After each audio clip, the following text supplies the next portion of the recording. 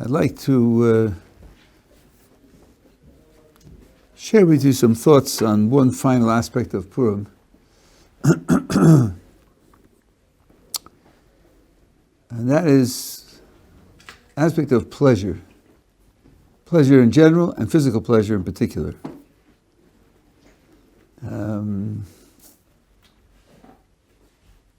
Pleasure is a tricky topic. First of all, I think intuitively, at least from one point of view, people are worried about pleasure.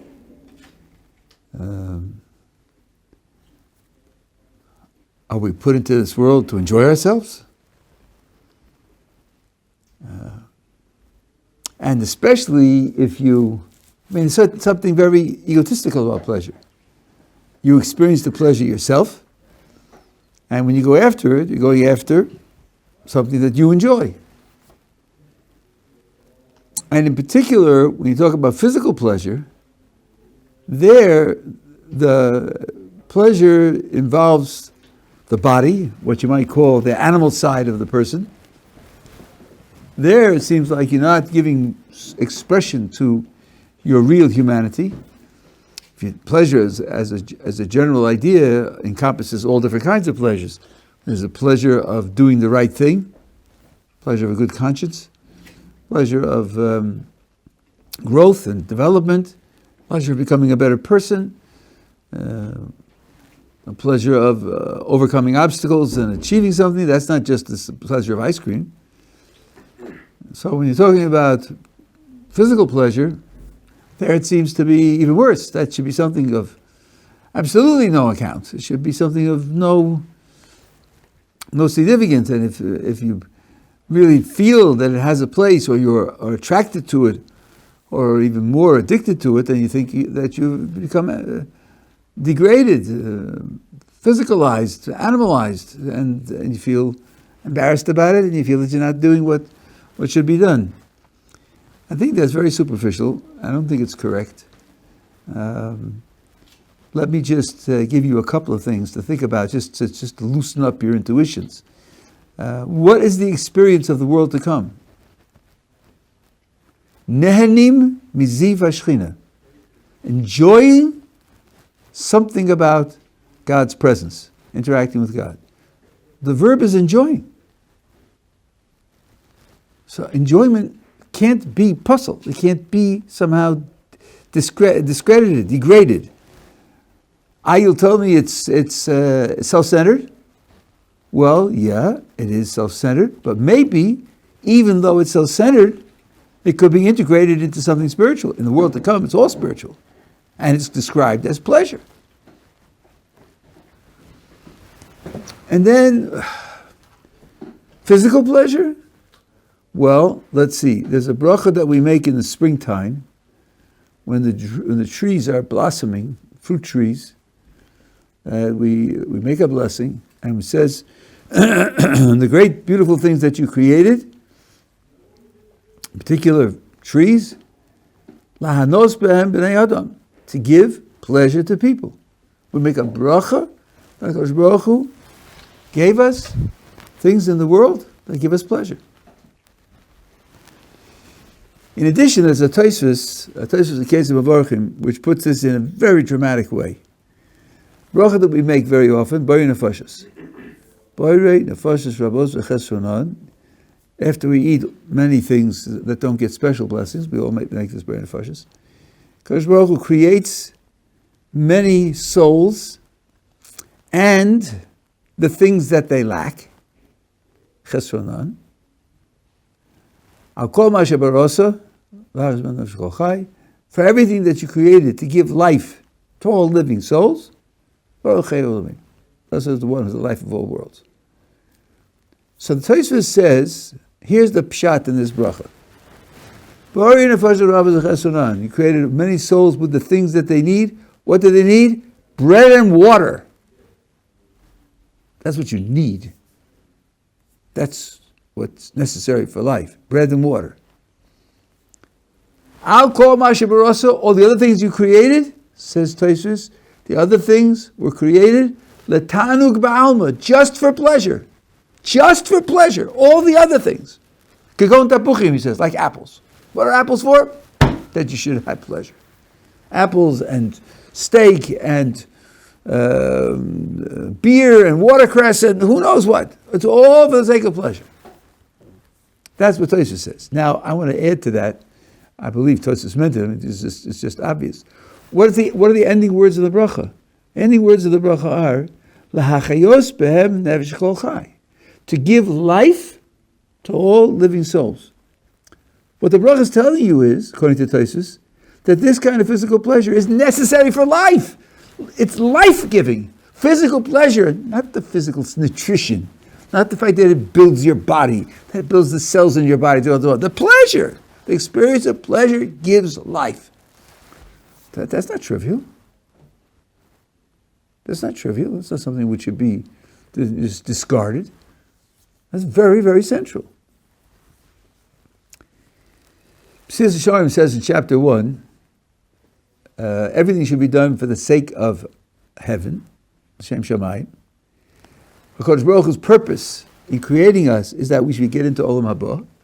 So everything you do is weighed by its value in getting you to Olam Haba. And he asks, towards the end of the chapter, what is the place of physical pleasure? And he says, physical pleasure also is a means for getting into Olam Haba. How? He says, physical pleasure can give you nachas ruach and yishuv adas. Nachas ruach is roughly a satisfied, calm spirit. Yishuv adas means that your mind is settled, it's focused, it's in gear, it's integrated. And he says those two things, nachas ruach and yishuv adas, are necessary to empty one's heart and then be able to focus it totally on serving God. So, the goal here is to serve God. The heart has in it, normally, many different features, many different items that are under its consideration, and not all of them are directed to serving God. But there's a way to clear the decks. There's a way to sift out and use only the ones that will enable you to serve God. The way you do that is by having two sort of mental, spiritual, emotional aspects to your character. One is nachas ruach. If you're worried, if you're upset, if you're anxious, if you are irritated, if you're in danger, you're going to be very distracted from your service of God. Nachas ruach avoids all of that. You're calm and you're satisfied. Yeah, somebody asks you, how are things? And you say, good. Everything's good. That's like nachas ruach. Because if they aren't good, then you're worried about them, and you have to figure out strategies and cut your losses, and then yishuv adas, your mind shouldn't be flitting from one subject to another. It shouldn't be distracted. You should be able to focus your mind on something and keep it there. So you direct it like a searchlight. Your flash a searchlight, and you get a picture of a human form.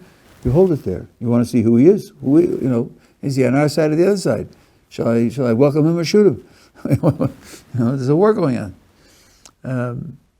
If you have yishuv adas and you have nachas ruach, then your heart will not be distracted, worried, split, and then you can focus it on serving Baruch Hu. And now he says the way you get those two qualities is through physical pleasure. Now that's an astonishing statement. The physical pleasure creates for you this ideal mental state. Really, the Ramchal doesn't quote it, but the Rambam in the Parish of Mishnayos does speak about this in a certain connection. And in the Shemona Prokim, his introduction to the Pirkei Avos, in the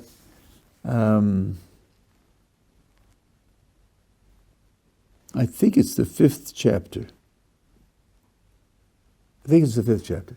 He also there is talking, I'm thinking now, the subject there is also that everything should be l'shem shamayim. So it's got to be that the Ramchal is quoting the Rambam, as he does many, many times. And there he says, if everything is done l'shem shamayim, so it's like a person who's asked about his diet. Why do you eat what you eat? Well, if he's eating only l'shem shamayim, then he's eating what will make him healthy and give him energy. And that will be the reason for each thing that he eats. Anything else that he eats wouldn't be l'shem shamayim. And the Rambam goes on to say, could we imagine someone who sews golden threads into his clothes and paints golden murals on the walls? L'shem shamayim? Could we imagine that? Or would that be the paradigm example of luxury, extra, frivolity? Rambam says no, it's not true. Because it could be that a person's psychology needs that. It could be that without that, he feels depressed. He feels anxious. He feels upset. And then it could be that l'shem shamayim, he would sew golden threads into his clothes and paint golden murals on the walls. What the Rambam is teaching in that parak is that we have a responsibility for our psychology as much of a responsibility for our physical health. That psychological health is also something that's necessary to be able to serve HaKadosh Baruch Hu in the appropriate way. And just as you have a responsibility for your physical health, because if you're not physically healthy, you can't serve HaKadosh Baruch Hu well, so you have a responsibility for your psychological health as well. And in this case, it's aesthetic pleasure that's necessary. And the Rambam says that what's necessary for this kind of psychological health includes physical pleasure and aesthetic pleasure and the pleasure of communication with other people, relaxed, normal communication, not just what chiddush did you hear in the Gemara Shir, and what new pshat did you learn in the Mishnah, and what new Musar insight do you have, all of which are very important, of course. But what do you hear from home? How are you feeling? You know, what's happening with your family? Just normal conversation. And physical pleasure. The Rambam mentions all of them, which are necessary for this ideal mental state. So, comes out that physical pleasure is a very important, necessary part of human life. And this from a spiritual point of view. Now, up to here, we've been talking about it as a means to an end, which is fine. You know, how important is air? How important is breathing? Very important, because without breathing, you're dead. It's not good to be dead. So, it's only a means. That's right. It's a very, very important means to other things that are valuable. What else? What other spiritual elements could we have in the idea of pleasure, and also to overcome? I think it's the wrong word. To somehow redeem the selfishness in the idea of pleasure. So. There's a stira, at least it looks like a stira, between two sources. Rabbi Yehuda Nasi, the compiler of the Mishnah,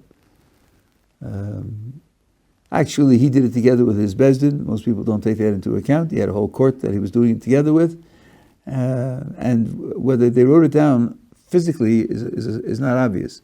Could be they compiled it and memorized it. Anyway, when he was dying, he said, I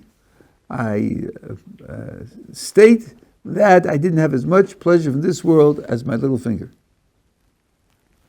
That's very interesting because he was very wealthy. And the Gemara testifies that he had all the delicacies at his table. You know, like in a modern supermarket, it's hard to make shechianu because you have all the foods all year long. There's no such thing as the grape season and the watermelon season. You have everything all year long.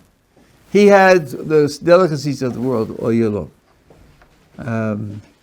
And he is the one who says, I didn't have as much pleasure from the world as my little finger. But there's the Yerushalmi. Yerushalmi says that when you get to the next world, you'll be asked. We see that on this and this occasion, you had the opportunity for X, and X would have given you pleasure. Why didn't you take it? Why didn't you take it? Justify it. Explain why you didn't take it. Which sounds like, other things being equal, you should take it. So, why does one say that imply anyway that you should take pleasure, and the other says, I'm swearing that I didn't have any pleasure in the world at all? And the answer is that pleasure can be experienced in two different ways. All pleasure has in it a selfish satisfaction. All pleasure has that. But the question is, what do you do with that selfish satisfaction? What does it lead you to?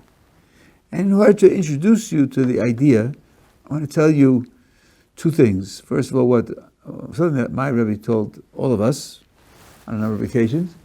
And secondly, something I heard from Rabbi Donnie Deutsch of Chicago when I was together with him in a program 41 years ago. When you take a schnapps, or a drink of wine, or something like that, you say l'chaim. Most people say l'chaim before they drink, and then they drink. Rabbi Zatzal taught us, don't do that. Say l'chaim after you drink. Why? So there are two possibilities. Either you're going to take the schnapps or the wine, not in the context of a meal, so you're going to make a blessing. It is inappropriate to say l'chaim before you say the blessing on the wine. To wish your friend well before you acknowledge HaKadosh Baruch Hu, Malki Tzedek lost the kahuna for that. He gave a blessing to Avraham and he gave a blessing to HaKadosh Baruch Hu, and he said, well, then you can't be a Kohen for me. So if you're not in the context of a meal, for sure, you should make the blessing, take the drink, and then say l'chaim to your friend. Suppose you're in the context of a meal. So then it depends. What are you going to do with the pleasure? Now, if you go to the Golan Winery, they will teach you how to savor the wine. Use all of your senses in savoring the wine. And as you take it on your tongue, and you inhale the aroma, and you swish it around in your mouth, and then you swallow it, concentrate on every aspect of the sensation of the wonderful wine. That's low. That's animal. What you do is, if you have a pleasure, you say, I'm enjoying this. Let me use my pleasure to wish that someone else should have pleasure, to wish that someone else should have a blessing, someone else should have something good. Use it to connect yourself to someone else, not to savor it internally. So it is personal. And there is what you could call an egotistical pleasure there. I don't think you can avoid that. But what do you do with it? Having had the pleasure, if it pushes you to reach out of yourself to someone else, then it's something that's not just it's egotistical and selfish. Now, I guess I'm going to change the order now. I'll tell you what. That's what the Rabbi Zatzal said. Let me just use his idea. Now, suppose you have a pleasure, and you ask yourself, where does the pleasure come from? Who's responsible for the pleasure? So, if it enables you to say thank you to Kodesh Baruch Hu, then the very fact that it's something you enjoy, the very fact that it's a pleasure, generates in you a feeling of gratitude, and that feeling of gratitude leads you outside of yourself to ask, where did it come from? And that being the case, you then give thanks to HaKadosh Baruch Hu. The pleasure connects you to HaKadosh Baruch Hu. And that, I think, is one way to explain the difference between the Yerushalmi on the one hand and Rabbeinu HaKadosh on the other hand. Yerushalmi is saying, HaKadosh Baruch Hu gave you an opportunity for pleasure. And assuming that you're going to use this pleasure in a spiritual way, you're going to use it to connect to HaKadosh Baruch Hu. Like when I first became frum and I talked about food and so forth and so on, the Rabbi Zatzal said, do you make a blessing before you eat and after you eat? Okay. Then that food is connecting you to HaKadosh Baruch Hu. It's doing its job. There may be much, much more to do, but that certainly means it's playing a role in your spiritual life. It's not just savoring the pleasure internally. It's not solitaire. So that being the case, it has a spiritual role. Now, not in producing elements of character which then lead you to be able to serve God, but a direct, immediate connection with God. So that's another way in which physical pleasure can be redeemed, so to speak. But then there's a higher level, which I heard from Rabbi Deutsch. We have a verse that we say every morning in the 100th Psalm. Boyu sharav besoda, chatzerosav besehila. Come into God's gates with gratitude, into the courtyards with praise.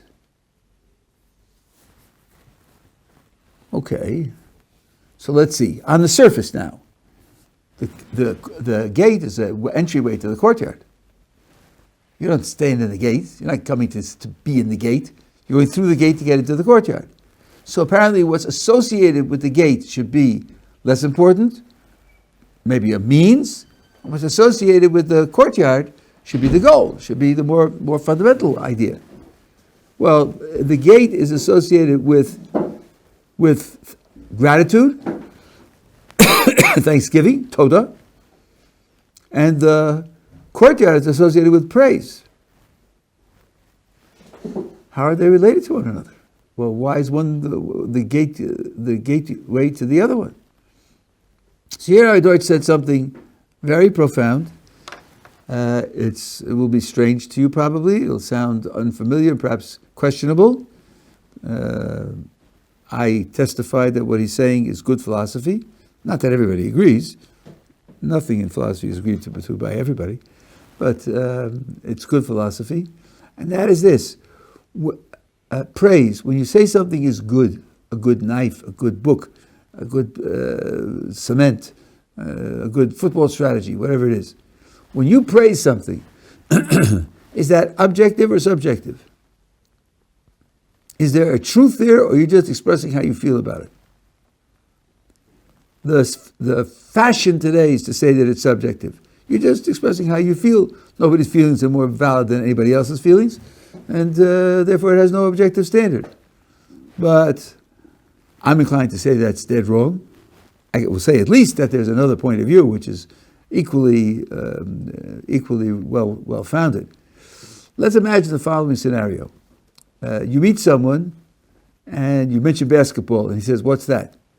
You say, "What's that? You don't know what basketball is?" He says, "No, I don't know." Somehow, basketball has passed him by. He'd never seen it, never heard it, doesn't know what it is. So you say to him, "I've got something to show you. I've got something to show you. Join me Wednesday night. Come with me. I'll show you something." You get tickets to a game. You take him into the stands, and you're watching the players warm up. You've never seen anything like it. The bouncing the balls, and all of a sudden, he grabs your arm and he says, "Did you see that? Did you see what he did? He jumped into the air, threw the ball, and it went right through the hoop. What a terrific shot! What a great shot!" He did a jump shot from the foul line. That's not a great shot. High school kids can do that. He just doesn't know that. It's a very common shot. I think what you say to him is, "Listen, that's not called a great shot. It's very common. Even kids can do it. Maybe in the course of the game you'll see one or two really great shots, but that wasn't one of them." What are you doing? You're telling him his praise is wrong. Wrong? If praise is just how you feel about it, it can't be wrong. Can't be wrong. That's how he feels. But it is wrong, because it isn't a great shot. And what that shows is that praise is certainly not totally subjective. If there is a subjective element in it at all, it's not totally subjective. You have music critics. They go to a performance, they write it up for the newspaper. How was the performance? Why do they do that? Why is that useful? He's just expressing how he felt. If I went, I would feel the same or differently, and I would have my experience. But so what? But because he's trained and he has a lot of experience, he hears things that other people don't hear. And if he tells you what's in it, when you go, you'll have a better experience because he'll tell you what to listen to. And that will make it a better experience because he understands the music better than you do. So, praise is objective, or at least has a strong objective element. And now, said Rabbi Deutsch, the following, which I think is really quite profound. He says, thanksgiving is a bridge to praise. Because in thanksgiving, you move spontaneously from the subjective to the objective. And then once you've achieved the objective perspective, then you can go on to praise. How does it work with thanksgiving? It works like this. Something happens to me. My first response, my first perception is, wow, that's good. That's good. I'm in a better position than I was in. Then, now you have to achieve a certain age, a certain maturity to say, well, wow, this good thing happened to me. Why did it happen? How did it happen? Trace it to its source. And if you see, for example, this was provided to you by someone, then you feel gratitude and you say thank you. So the trigger of gratitude is subjective. I got something that's good for me. But the attitude of gratitude is, I got something that's good for me. Let's see where it came from. Now, even if you say on a childish level, let's see where it came from, because maybe I can get more of them. You know, if I understand what the source is, then I can get more deliveries of this kind of stuff. It doesn't matter. At a certain point, it becomes gratitude where you feel indebted, and you want the person to know that you appreciate what he did, and you're on record that if he needs something, you'll be there to help him. So you've moved from the subjective experience, what we started with, from the pleasure, to a relationship with the giver. And the giver, that's objective. He really gave it to you. He really did it for a certain purpose, in a certain way. So then, said Rabbi Deutsch, you can enter into the courtyard where it's praise, where praise really is objective. You're stating the real greatness of the thing because you now have the ability to look at the objective situation. You're not stuck only in subjectivity. So pleasure, giving rise to gratitude, which in itself is a connection to Kodesh Baruch Hu, can then put you in a position where you'll be qualified to give praise to Kodesh Baruch Hu. Pleasure is becoming very, very important. You got a question? Yeah. So I still don't see the difference between the feeling that you have toward said idea or thing and that being your praise. Meaning, sorry, that wasn't clear. I'm asking a question for him. Yeah, but one second. I hear in your words a standard idea, which I think is like a standard confusion. Your praise, your judgment, your evaluation, your right. That's all correct. That's all correct. But my judgment, my evaluation, is that something really is the way it is. It's my attempt to describe a world outside of me and independent of me, which is not the case when, for example, I describe my toothache. When I describe my toothache, I'm describing my private experience. When I describe something outside of me, I may be describing what it is, what it would be even if I had never existed, what it will be after I die. I'm not describing something about myself. So if the fact that I'm doing the describing doesn't mean that the content of the description isn't objective. You say, I take a ruler, a foot ruler, here, and here, right? And say it's 3.5 feet long. That's only the ruler talking. That's all. It's just the ruler. Well, that's the point of view of the ruler. Excuse me, the ruler is a foot long, and when you go 3.5 times, then the table is 3.5 feet. And it's not compromised by the fact that I used the ruler to measure the table. So also I use my mind and my experience to measure things outside of me. And when I make the judgment, I'm making the judgment about what it is. I could be wrong. The ruler could be bent also. The ruler could be chopped off also. The tool could be incorrect. But that doesn't color what we're talking about. What we're talking about is what the thing is, rather than my describing my own feelings and experience. It is a good shot. It doesn't matter if anybody could do it. Meaning your feelings toward it don't necessarily make it good or bad, but in relation to Correct. being a good shot, good is only relative to better and worse, right? Yeah. Meaning if there's nothing else but that, it wouldn't be good or bad, it would just be the way it is. Okay. But since you haven't had anything better, and obviously worse, it objectively is a good shot. No, But to the what's it? game- What? In the game, it's not. So I'm asking how. No, emotional- what you have had is irrelevant. What mean you have had? But you're in awe. Is that awe real? Subjectively, it's real, but it's totally inappropriate. Because If you see the Niagara Falls for the first time, right? It's amazing, but compared to the guy that drives by every day, it's not cool to him because he's seen it 100 times. I know, but he would still describe it as a great natural wonder. He's just not impressed by it. Putting a ball in the hoop it only comes from practice. So since you have people that can do way better, it doesn't negate the fact that it's a great shot. Of course it does. Great is something which is outstanding. It stands out among all the crowd. It's different from the rest of the crowd. You're saying just because you don't see it doesn't. Okay. Yeah, your experience doesn't change the reality. Anyway, that's another element of pleasure.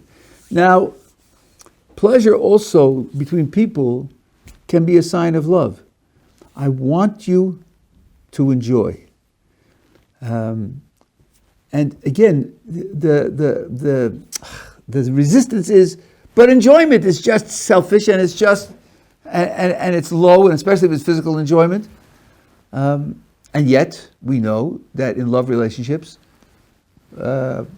wanting the other person's pleasure is a large part of love. Hare, HaKadosh Baruch Hu creates us. He creates us out of loving kindness, and He wants us to have pleasure. That's what He wants. In particular, He wants us to have pleasure in Olam Haba, a pleasure of perceiving Him and interacting with Him. So pleasure can't be the enemy. It can't even be an enemy. It could just be tricky. And if you don't guide it and guard it and focus it in certain ways, then it can become out of proportion. Well, I read about a person who drowned in a glass of water. He was drinking, he lost control of it, and he drowned. That doesn't mean glasses of water are the enemy. It just means be careful. So we have to appreciate that pleasure is a necessary part of life, just it has to be focused and elevated. Now on Purim, there are hopefully two, spectacular pleasures that are available. Maybe there are 3 or 4, but there are 2 basic ones. One is, of course, the banquet, which has a gigantic amount of physical pleasure. And then there's the realization that HaKadosh Baruch Hu saved us from annihilation and did so by manipulating the seeming forces of nature to create a political climate, a political outcome that saved us, and so doing enabled us to understand that our surroundings in general are not random, they're not accidental, they're also being controlled and focused to do the best for us that could possibly be done. It should be a gigantic spiritual pleasure. Both of them should go hand in hand. In addition to that, there is a social, psychological pleasure. The meal is usually together with people for whom you have very strong feelings. You celebrate together, you love one another, and you want to share the celebration together with other people. Dance, sing, say Divrei Torah to whatever extent you can, in between the second, third, and fourth glasses of wine.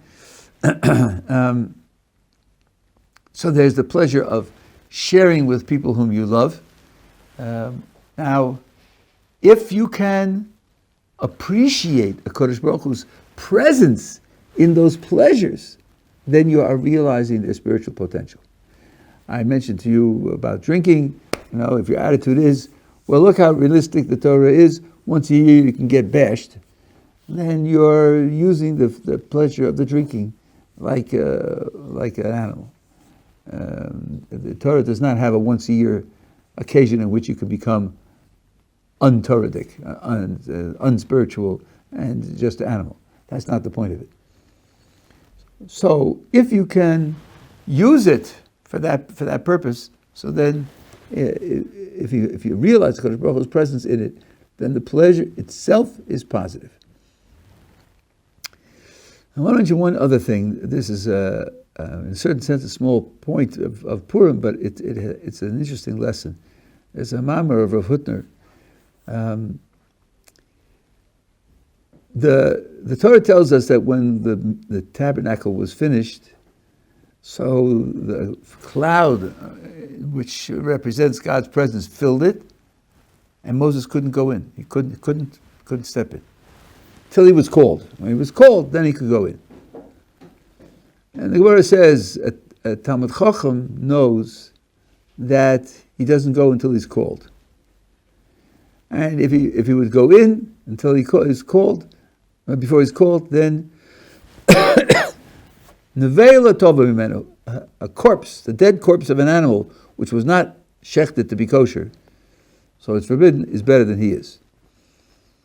It means that he's misunderstood the elements of spiritual growth, and he's not going to grow, because he doesn't know that you have to earn entry, and if you step in where you haven't earned, then you are not going to benefit. It could be self-destructive. He has to understand that there's an order to spiritual growth. Like the Shem Yishbuel says, when God appeared on Mount Sinai, there were boundaries. Moses went to the top, Aaron was on the mountain, Yeshua was on the mountain, and Aaron was below. Yeshua was on the mountain, and the Zkenim, the elders, were some partially up the mountain. Everybody else was down below, and there was a law. Kodesh Baruch Hu said, a command: don't go up beyond the boundary that I'm setting for you. That's the normal rule. Now, when Mordechai tells Esther to go into the king, and she first balks at the idea, she says, he's sitting in the inner chamber, and the rule is that anybody who goes there without being summoned is to be killed, unless a special favor is shown. Va'ani lo nikresi levo zeh shloshim yom. I haven't been called to come to the king for 30 days. She hasn't been called. So Hutta says, here you are. It's a place to go, then something needs to be done, but she hasn't been called. So the rule that we just saw is, if you haven't been called, don't go. Moshe Rabbeinu can't go into the tabernacle until he's called. The Talmid Chacham who goes to a place where he's not called, the corpse is better than he is. What does Mordechai say? No excuse. Go anyway. Go anyway, even though you haven't been called. So Hutner says you have here a symptom that Purim is not like other times. Purim is not like other times. On Purim you could reach for something which is not yet earned entry. It's not yet something which you can claim as your own. You haven't yet been officially called to that position.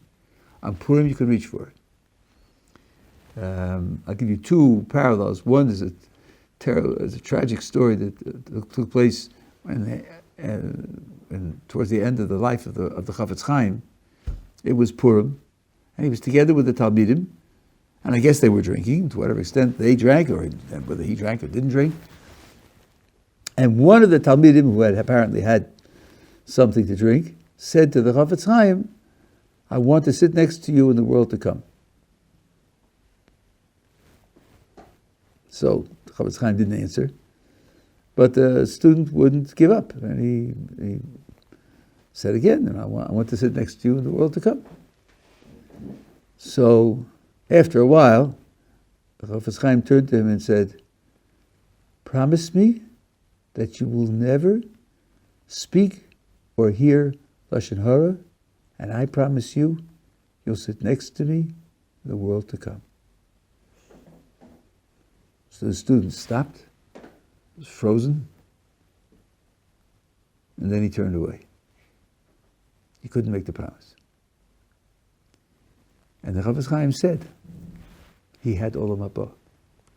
He had olam haba, the world to come. He had it offered to him. He couldn't take it. Now, I'm not criticizing the student. You have to make a commitment like that. If you don't know, if you're not sure you can live up to it or not, I don't know. He was shocked, obviously, and he couldn't respond. Maybe he should have responded differently. It's not my business to judge him. But here's an example where on Purim, someone was offered something which he didn't earn, and which could have been a gigantic benefit. He didn't reach for it. Now, you'll ask me, but look, if you're going to read this into Purim, don't you need some kind of basis for this? Don't you need, if you're telling me there's a general rule that a Talmid Chacham shouldn't step in where he hasn't been called, and Moses couldn't go in where he wasn't called, so you're telling me that Purim is different. Okay, the verse says she wasn't called and he told her to go in anyway, but do you have any background for such an idea? We do. We do have such an idea. Because the Ramchal says, Nadarach Hashem, that the whole purpose of a person's creation is dveikus, attachment to a Kadosh Baruch Hu, which is it starts in chapter 2, is a long discussion of what dveikus is. And it takes a gigantic amount of effort, and it's a gradual process of achieving dveikus. But, he says in his chapter in part 4 on prayer, he says, sometimes the Kadosh Baruch Hu gives you the equivalent of free dveikus. 3 times a day you daven. When you daven, you're standing before Kadosh Baruch Hu, so to speak, in the throne room of the palace. He's sitting on the throne, and he wants to hear you. So Kadosh Baruch Hu gives free dveikus 3 times a day. That's a gigantic gift. Usually you would have to earn it through decades of very strenuous effort, setbacks, ups and downs. Because Baruch Hu says, I want you to have this. I want you to have it as something so you'll know what it is. You'll know that it's available. So you'll work to achieve it as its continuous state. Yes, I'm giving it to you free.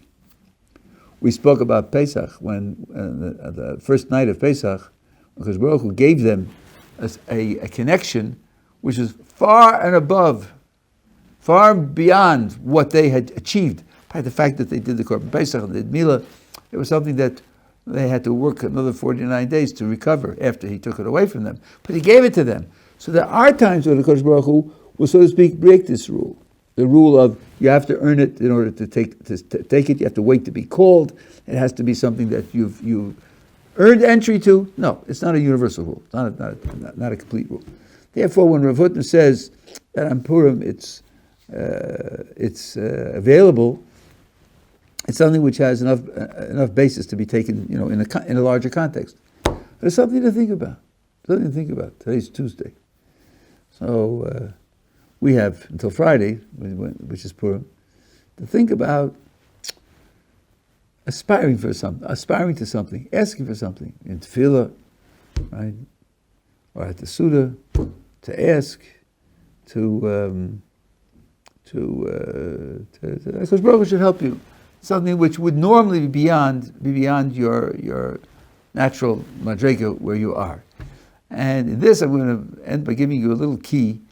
The Shulchan Aruch says that Adar when you come into the month of Adar, so you increase rejoicing. And it says Mishenichlas Av, when the month of Av comes, then we reduce our rejoicing. Now, it's pointed out by some, in the case of Av, reducing their rejoicing, there are specific rules, what you can't do. Celebrations and certain types of pleasures and so forth and so on. Right? It says on Adar, it doesn't give you any instructions.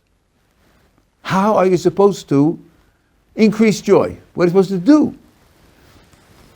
So the vitz is, a Jew knows how to rejoice. Leave it to him. He'll figure it out. Reducing your rejoicing? That's not natural for me. You have to give me rules and tell me what to do. But I heard from my Chavrusa, the name of the Imre Emes, one of the great Ger Rabbis, that the way you can increase joy is by making somebody else happy. Make somebody else happy. When you make somebody else happy, it makes you happy also.